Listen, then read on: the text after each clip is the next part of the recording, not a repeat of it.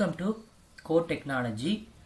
நம்ம இந்த பிளெண்டர் சீரீஸில் ரொட்டேஷன் ப்ரொஜெக்ஷன் அப்படிங்கிற கான்செப்டை பற்றி ஒரு சின்ன எக்ஸாம்பிள் பற்றி இன்றைக்கி பார்க்க போகிறோம். ஸோ இதுக்காக நான் ஒரு ஜென்ரல் நியூ ஃபைலை க்ரியேட் பண்ணிக்கிறேன். க்ரியேட் பண்ணதுக்கப்புறம் நமக்கு பேசிக்காகவே ஒரு க்யூப் அப்படிங்கிறது டிஃபால்ட்டாகவே இருக்கும்.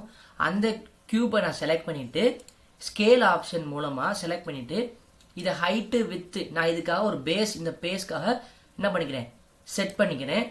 ஹைட்டு வித்து எனக்கு ஏற்றாமல மாதிரி நான் இந்த பேஸை செட் பண்ணிக்கிறேன்.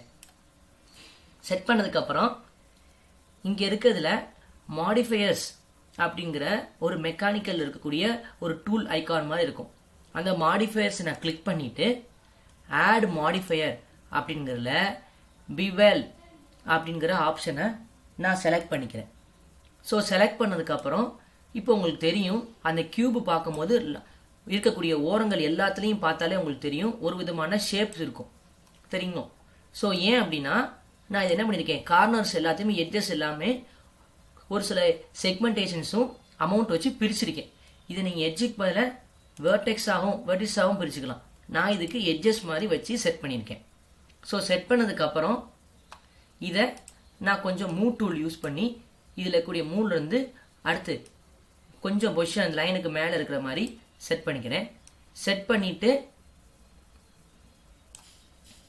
நெக்ஸ்ட்டு இதுக்கு பேசிக்காக அடுத்து நம்ம பார்க்க போகிறதுல வந்து ஒரு ஸ்பியர் ஆட் பண்ண போகிறோம். ஸோ அதுக்காக மேலே ஆட் அப்படிங்கிற ஆப்ஷன் இருக்கும். இல்லைன்னா Shift+A அப்படிங்கிற ஷார்ட்கட் கீயை யூஸ் பண்ணி மெஸ் அப்படிங்கிற ஆப்ஷனுக்குள்ள யூவி ஸ்பியர் அப்படிங்கிறத செலக்ட் பண்ணிக்கோங்க. இப்போ ஸ்பியர் வந்து இந்த கியூபுக்குள்ளே இருக்குது.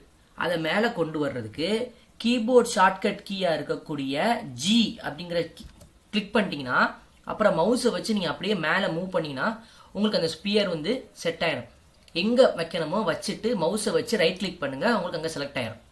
செலக்ட் பண்ணதுக்கப்புறம் இங்கே சைடில் இருக்கிறத யூஸ் பண்ணி அதை என்ன பண்ணுறேன், அந்த வியூவை செக் பண்ணி பார்க்குறேன்.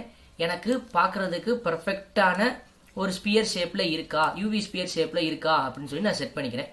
செட் பண்ணதுக்கப்புறம் எனக்கு ஏற்றாப்புல இதை வந்து ஜூமை கொஞ்சம் குறைச்சி பார்க்கணும் அப்படின்னா செட் பண்ணிக்கோங்க.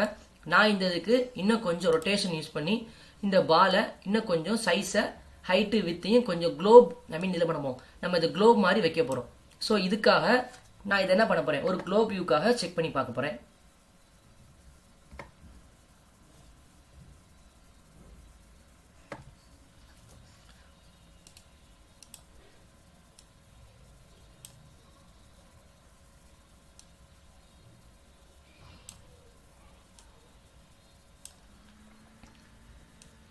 ஸோ இதை நம்ம அட்ஜஸ்ட் பண்ணி ஹைட்டு வித்து எல்லாத்தையும் நமக்கு ஏற்றாப்புல குளோப் மாதிரி செட் பண்ணிக்கிட்டு நெக்ஸ்ட்டு ஆப்ஜெக்டில் போய் ஷேடு ஸ்மூத் அப்படிங்கிறத நான் செலக்ட் பண்ணிக்கிறேன். அப்போ என்ன ஆகும், இந்த ஒரு பால் பார்க்குறதுக்கு பால் மாதிரி பர்ஃபெக்டாக செட் ஆயிடும். உங்களுக்கு எந்த பொசிஷன்ஸ்க்கு வேணுமோ அதுக்கேற்றாப்புல ஹைட்டு வித்து பொசிஷன்ஸு எல்லாமே செட் பண்ணிக்கோங்க. இதை நான் செட் பண்ணதுக்கப்புறம் நெக்ஸ்ட்டு இந்த பாலுக்கு கலர் ஆட் பண்ண போகிறேன். இதுக்காக லாஸ்ட்லேருந்து இருக்கக்கூடியதில் மெட்டீரியல் அப்படின்னு சொல்லி ஒரு சைடில் ஒரு ஆப்ஜெக்ட் இருக்கும், அந்த ப்ராப்பர்ட்டிஸை செலக்ட் பண்ணிக்கோங்க. இதில் நியூ அப்படிங்கிற இதை செலக்ட் பண்ணிக்கோங்க.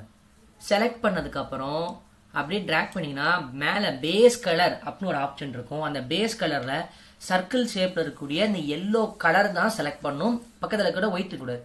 இந்த எல்லோ கலரை செலக்ட் பண்ணிங்க அப்படின்னா உங்களுக்கு இன்னொரு ஆப்ஷன் வரும். அந்த இதில் இமேஜ் டெக்ஸ்சர் அப்படிங்கிற ஆப்ஷனை செலக்ட் பண்ணிக்கோங்க. நெக்ஸ்ட் செலக்ட் பண்ணதுக்கப்புறம் இங்கே நியூ அப்புறம் ஓப்பன் அப்படிங்கிற ஒன்று செட் ஆயிரும். ஸோ இதில் ஓப்பன் அப்படிங்கிறத கிளிக் பண்ணி நம்ம என்ன பண்ண போகிறோம், நான் வந்து இதுக்கு ஒரு குளோப், ஒரு எர்த் இமேஜ் மாதிரி ஒன்று செட் பண்ண போகிறேன். ஸோ இதுக்காக நான் என்னோட இதில் வந்து எங்கே இமேஜ் வச்சுருக்கேன் அப்படிங்கிறத தேடி உங்களுக்கு ஏற்றாப்புல என்ன பண்ணிக்கலாம், இமேஜை ஆட் பண்ணிக்கலாம். ஸோ இப்போ நான் இமேஜை ஆட் பண்ணிட்டேன். ஆட் பண்ண இமேஜ் இதில் விசிபிளாக இருக்கணும் அப்படின்னா இங்கே மேலரில் 4 சர்க்கிள்ஸ் இருக்கும். அதில் லாஸ்ட் சர்க்கிளான வியூ பாயிண்ட் ஷேடிங்கை கிளிக் பண்ணிங்கனாலே உங்களுக்கு தெரியும். இப்போ பார்த்தாலே தெரியும் இந்த குளோப் வந்து என்ன தெரியும், இந்த சர்க்கிளோட அட்டாச் ஆயிடுச்சு. நெக்ஸ்ட்டு நான் இதுக்கு என்ன பண்ண போகிறேன் அப்படின்னா லைட்டிங் ஃபிக்ஸ் பண்ண போகிறேன். நம்ம ஒரு வீடியோவோ அனிமேஷன் பண்ணும்போது இந்த லைட்டிங் தெரிஞ்சால் தான் நல்லாயிருக்கும் அப்படிங்கிறதுக்காக இந்த லைட் ஆப்ஷனை செலக்ட் பண்ணிக்கிறேன். செலக்ட் பண்ணிவிட்டு இந்த மூவ் டூலை வச்சு நான் இப்படி மூவ் பண்ணும்போது தெரியும் லைட்டு எந்த மாதிரி செட் ஆயிருக்கு அப்படிங்கிறது. ஸோ இது மாதிரி நான் உங்களுக்கு அவுட்புட் வரும்போது நல்ல லைட்டிங் எஃபெக்ட் தெரியுற மாதிரி என்ன பண்ணிக்கலாம், நீங்கள் வச்சுக்கலாம். உங்களோட ஃபேஸ்க்குலாம் லைட் தெரியுற மாதிரி செட் பண்ணுற மாதிரி செட் பண்ணிக்கோங்க. இன்னும் எக்ஸ்ட்ரா வேணும்னா அதை கிளிக் பண்ணும்போது காப்பி அப்படிங்கிற ஆப்ஷன் இருக்கும். காப்பி பண்ணிட்டு நார்மல் நம்ம பேஸ்ட் பண்ணுவோம் பார்த்தீங்கன்னா Ctrl+V அப்படிங்கிறத யூஸ் பண்ணி பேஸ்ட் பண்ணிக்கலாம். அப்போ உங்களுக்கு இன்னொரு லைட் கிரியேட் ஆயிரும். அதில் செலக்ட் பண்ணிட்டு நீங்கள் என்ன பண்ணணும், மூவ் பண்ணிங்கன்னா உங்களுக்கு இன்னொரு லைட் கிரியேட் ஆயிரும். ஸோ இது மாதிரி உங்களுக்கு எத்தனை லைட் வேணும்னாலுமே கிரியேட் பண்ணிக்க முடியும். மேலே கீழேன்னு சொல்லி எங்கே வேணாலும் கிரியேட் பண்ணிக்கோங்க. நெக்ஸ்ட் கிரியேட் பண்ணதுக்கப்புறம் நான் இதுக்கு என்ன பண்ண போறேன்னா, அடுத்து இந்த கியூப் அப்படிங்கிற பிளைனை செலக்ட் பண்ணிட்டு இதுக்கு கலர் ஆட் பண்ண போறேன். மறுபடியும் மெட்டீரியலில் போய் இதில் இருக்கக்கூடிய இந்த பேஸ் கலரில் இருக்கக்கூடிய இந்த பேஸ் வேல்யூவை செலக்ட் பண்ணி நான் இதுக்கு ஒரு கிரீன் கலரில் செட் பண்ணிக்கிறேன். ஸோ உங்களுக்கு என்ன கலர் வேணுமோ அப்படிங்கிறத நீங்கள் என்ன பண்ணிக்கலாம், உங்கள் இஷ்டப்படி நீங்கள் செலக்ட் பண்ணிக்கோங்க. நான் இதுக்கு கிரீன் கலர் செட் பண்ணிக்கிறேன். ஓகேவா? ஸோ நான் செட் பண்ணதுக்கப்புறம் இந்த எர்த்தை பார்க்குறதுக்கு என்ன பண்ணும், கொஞ்சம் நீட்டாக வைக்கிற மாதிரி நான் வச்சு இந்த என்ன பண்ணுறேன், எர்த்து இந்த குளோபையும் பக்கத்தில் வச்சுட்டேன். ஸோ அடுத்தது பின்னாடி நான் என்ன பண்ண போகிறேன் அப்படின்னா, இதுக்கு பின்னாடி ஒரு ஸ்கை இமேஜ் கொண்டு வர போகிறேன். ஸோ அதுக்காக ஆட் அப்படிங்கிற ஆப்ஷனை கிளிக் பண்ணி இங்கே என்ன பண்ண போகிறேன், இமேஜ் அப்படிங்கிறதுல செலக்ட் பண்ணும்போது இமேஜ் அஸ் அ பிளைன் அப்படின்னு வரும். சப்போஸ் ஒரு சில பேருக்கு இமேஜ் அஸ் அ பிளைன் காட்டல அப்படின்னா நீங்கள் என்ன பண்ணணும், இதில் இருக்கக்கூடியதில் எடிட் அப்படிங்கிற ஆப்ஷனில் போய் ப்ரிஃபரன்சஸ் அப்படிங்கிறத செலக்ட் பண்ணணும். ஸோ செலக்ட் பண்ண உடனே உங்களுக்கு இந்த மாதிரி ஒரு டயலாக் பாக்ஸ் வரும். இதில் ஆட் ஒன்ஸ் அப்படிங்கிற ஆப்ஷன் வரும். இதை செலக்ட் பண்ணிட்டு இங்கே இருக்கக்கூடிய இந்த சர்ச் பாக்ஸில் இமேஜ் அப்படிங்கிறத டைப் பண்ணி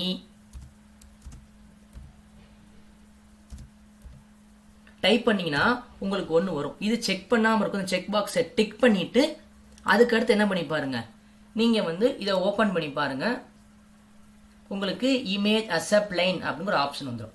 ஸோ இதில் நான் என்ன பண்ண போகிறேன், ஒரு இமேஜை பிளைனாக எடுக்க போகிறேன். ஸோ அதுக்கான ஒரு இமேஜ் நான் ஏற்கனவே வச்சுருக்கேன். அதை நான் கிளிக் பண்ணிட்டேன் அப்படின்னா எனக்கு தேவையானது ஒரு இமேஜ் பிளைனாக இங்கே இருக்கும். சரிங்களா? ஸோ நான் என்ன பண்ணுறேன், இதை அப்படியே எடுத்து இதை நான் பேக்ரவுண்டாக இங்கே செட் பண்ணிக்கிறேன். செட் பண்ணிவிட்டு நம்ம எப்பயும் யூஸ் பண்ண இருக்கக்கூடிய இந்த ஸ்கேல் டூலை வச்சு இதோட ஹைட்டு வித்து எவ்வளோ வேணும் அப்படிங்கிறத நீங்கள் செட் பண்ணிக்கோங்க.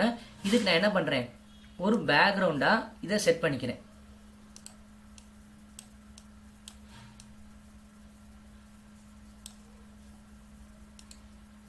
ஸோ இதுக்கு ஏற்றாப்புல ஹைட்டு வித்து உங்களுக்கு ஏற்றாப்புல இந்த சைஸை ஃபிக்ஸ் பண்ணிக்கோங்க. இதை கரெக்டாக கொண்டு வர்றதுக்கு நான் என்ன பண்ணுறேன், மறுபடியும் சைடு ஆங்கிளில் கிளிக் பண்ணி மறுபடியும் இதில் இருக்க மூவ் டூலை வச்சு கொஞ்சம் ஃபார்வேர்ட் இல்லை பேக்வேர்டு கொண்டு இதில் கரெக்டாக வைக்கிற மாதிரி செட் பண்ணிக்கோங்க. ஸோ செட் பண்ணிட்டீங்க அப்படின்னாலே உங்களுக்கு ஓரளவுக்கு செட் ஆயிரும். இன்னும் கொஞ்சம் அட்ஜஸ்ட்மெண்ட் உங்களுக்கு என்ன சைஸ் வேணாலுமே இதை ஃபிக்ஸ் பண்ணிக்கோங்க.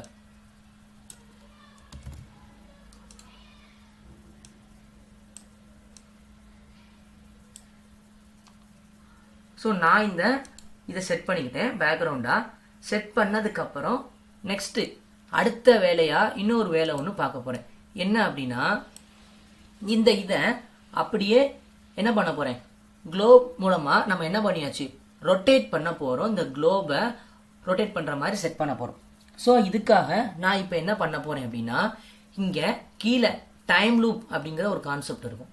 ஸோ இந்த டைம் கீ ஃப்ரேமை என்ன பண்ணுறேன், எடுத்துக்கிட்டு இதில் நம்பர் 1 அப்படிங்கிற பொசிஷனை செலக்ட் பண்ணிட்டு என்ன பண்ணுறேன், இங்கே இருக்க எங்கே செட் பண்ணும் அப்படிங்கிறதுக்காக என்ன பண்ணுறேன், நான் 1ல் இல்லை 2ல் கூட செட் பண்ணுங்க, எனக்கு தேவையில்ல.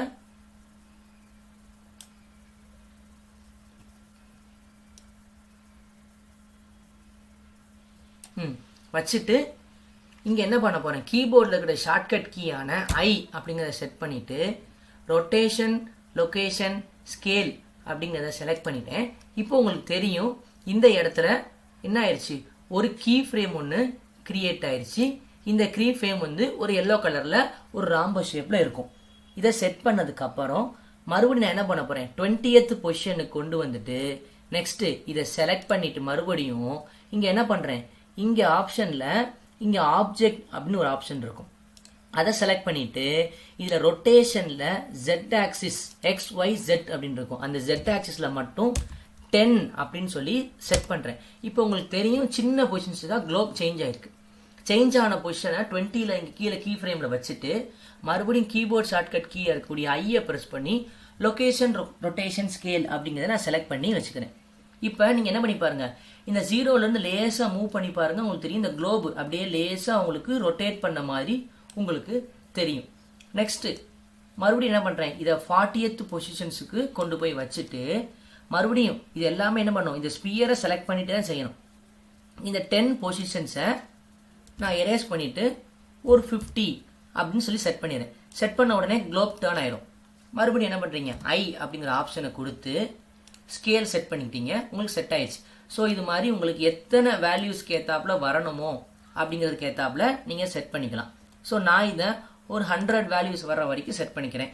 ஒரு ஜஸ்ட் சின்ன சின்ன ஒர்க் பண்ற மாதிரி குளோபை ரொம்ப ஃபாஸ்ட் ரொட்டேட் பண்ண மாதிரி வைக்கல, சின்ன சின்ன ஒர்க்கா இதே ப்ராசஸை திருப்பி திருப்பி செட் பண்ணிக்கிறேன்.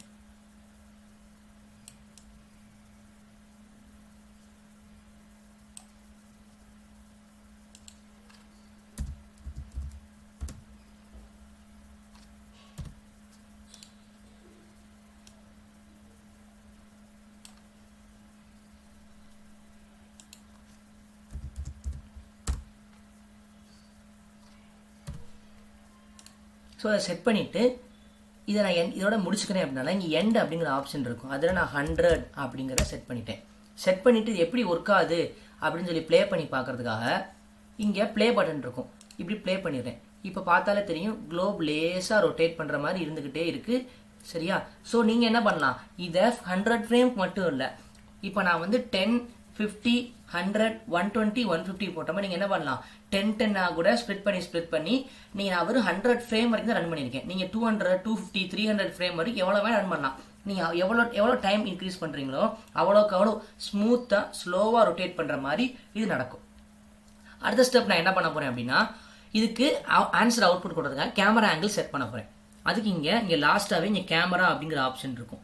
அதை நீங்க கிளிக் பண்ணீங்களாவே என்ன பண்ணும், அங்க இருக்க கேமரா கேட்டாப்ல ஆங்கிள் வியூ செலக்ட் ஆயிடும். இப்போ நீங்க பார்க்கும்போது தெரியும் இந்த கீழே இருக்கக்கூடிய அந்த கியூபுக்கு மட்டும் தான் தெரியுது. ஆனா ஆன்சர் வரணும், உங்களுக்கு என்ன பண்ணும், உங்களுக்கு அந்த கியூபும் செலக்ட் ஆயிருக்கணும். ஸோ அதுக்காக என்ன பண்றேன் அப்படின்னா, இங்க இருக்கக்கூடிய சைட்ல இருக்கக்கூடிய அந்த ஹேண்ட் டூல கிளிக் பண்ணிட்டு நான் என்ன பண்றேன், அப்படியே நகட்டும் போது உங்களுக்கு எங்க வரலாம் அப்படிங்கிற செட் பண்ண போறேன். ஆனா என்ன கேமரா மூவ் ஆகல, ஜஸ்ட் வெறும் பேக்ரவுண்ட் தான் மூவ் ஆகுது. ஸோ கேமரா மூவ் பண்றதுக்கு கீபோர்ட்ல என் அப்படிங்கிற ஷார்ட்கட் கீயை கிளிக் பண்ணிட்டு வியூ அப்படிங்கிற ஆப்ஷனை செலக்ட் பண்ணிக்கோங்க. இங்க கேமரா டு வியூ அப்படிங்கிற ஆப்ஷனை செலக்ட் பண்ணிட்டு மறுபடியும் என்ன அப்படிங்கிறத பிரஸ் பண்ணிக்கோங்க. இப்போ நீங்க ஹேண்ட் டூல எப்பெல்லாம் பிரஸ் பண்ணிட்டு என்ன பண்றீங்க, இதை நகட்டும் போது உங்களுக்கு கேமராவும் சேர்ந்து மூவ் ஆகும். ஓகேவா? அடுத்து நான் சைட்ல இருக்கிற இந்த டூல்ஸ் எல்லாம் யூஸ் பண்ணி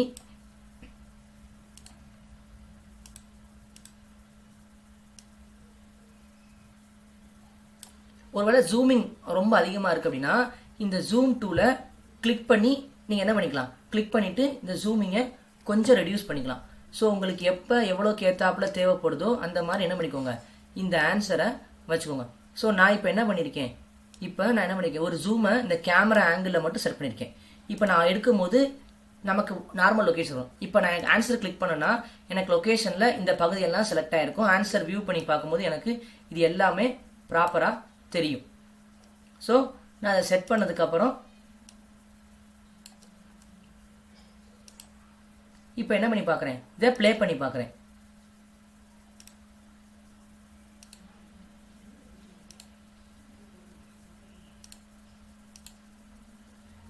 ஸோ அப்போ எனக்கு குளோபும் தெரியும், பின்னாடி இருக்கக்கூடிய ஸ்கையும் தெரியுற மாதிரி எனக்கு செட் ஆயிடுச்சு. ஸோ இதை நான் என்ன பண்ண போறேன், அவுட்புட் ஸ்க்ரீனுக்கு கொண்டு வர போறேன். ஸோ இந்த அவுட்புட் ஸ்க்ரீனை நான் கொண்டு வர்றதுக்கு இன்னும் ஒரு மெயினான ஒரு விஷயங்கள் பண்ணலாம் அப்படின்னு சொல்லி முடிவு பண்ண போறேன்.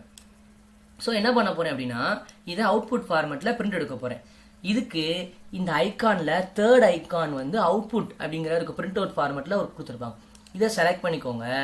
இதுல ஃப்ரேம் ரேட் 24 60 ஃப்ரேம் ரேட்டா சேஞ்ச் பண்ணிக்கோங்க. நெக்ஸ்ட் இதுல ஸ்டார்டிங் எண்டிங் எப்படி இருக்குது அதை உங்களுக்கு ஏத்தாப்புல செட் பண்ணிட்டு நெக்ஸ்ட் இதை அப்படியே ஸ்க்ரோல் பண்ணிட்டே கீழே வந்தீங்கன்னா அவுட்புட் எந்த ஃபார்மேட்ல எங்க சேவ் ஆகும்னு இருக்கும். ஸோ நான் இதை என்ன பண்றேன், எனக்கு இதை பிக்சர் ஃபோல்டர்லையோ வீடியோ ஃபோல்டர்லையோ உங்களுக்கு எந்த தேவையோ அந்த இடத்துல கொடுத்து அக்செப்ட் கொடுத்துட்டீங்கன்னா இப்போ நீங்கள் வீடியோவாக அதை எடுக்கும் போது அந்த இடத்துல ஸ்டோர் ஆயிடும். நெக்ஸ்ட் நம்ம இது வீடியோ எடுக்கணும், ஆனால் இது இருக்குது பிஎன்ஜி ஃபார்மேட். ஸோ ஃபைல் ஃபார்மேட்டில் செலக்ட் பண்ணி FFmpeg வீடியோ அப்படிங்கிற ஃபார்மேட்டில் செலக்ட் பண்ணிக்கோங்க. செலக்ட் பண்ணிட்டு கீழே இந்த என்கோடிங் அப்படிங்கிற ஆப்ஷனில் கண்டெய்னரில் MPEG4 அப்படிங்கிறத செலக்ட் பண்ணிக்கோங்க. செலக்ட் பண்ணிட்டீங்கன்னா உங்களுக்கு அவுட்புட் ஃபார்மேட்டுக்கு பிரிண்ட் அவுட் எடுக்கிறதுக்கு ரெடி ஆயிடுச்சு. இப்போ நான் என்ன பண்ண போறேன், இது ரன் ஆகிற மாதிரி இருக்கக்கூடிய இந்த அனிமேஷன் வீடியோவை ரெடி பண்ண போறேன். ஸோ அதுக்கு நான் என்ன பண்ண போறேன்னா மேலே இருக்கக்கூடிய இந்த ரெண்டர் ஆப்ஷன் அப்படிங்கிறத நான் செலக்ட் பண்றேன். செலக்ட் பண்ணிட்டு ரெண்டர் அனிமேஷன் அப்படின்னு கொடுத்துட்டீங்கன்னா உங்களுக்கு அவுட்புட் ஜென்ரேட் ஆக ஆரம்பிச்சிடும். இது கொஞ்சம் டைம் எடுக்கும். நீங்க 100 ஃப்ரேம் எடுத்ததுனால நியர்லி 100 ஃப்ரேம் முடிகிற வரைக்கும் வெயிட் பண்ணணும். கண்டிப்பா நடுவில் க்ளோஸ் பண்ணிட்டீங்க அப்படின்னா நீங்க எது வரைக்கும் ஒர்க் பண்ணீங்களோ அது வரைக்கும் பாதிலே ஸ்டாப் ஆயிரும். கேமரா ப்ராப்பரா ஆங்கிள் எடுத்தா தான் அந்த அவுட்புட் பெர்ஃபெக்டா வரும். ஸோ இதோட சேர்த்து நான் என்ன பண்ணிருக்கேன், இந்த ப்ரோக்ராமோட அவுட்புட்டையும் அட்டாச் பண்ணியிருக்கேன். பார்த்துக்கோங்க. தேங்க்யூ.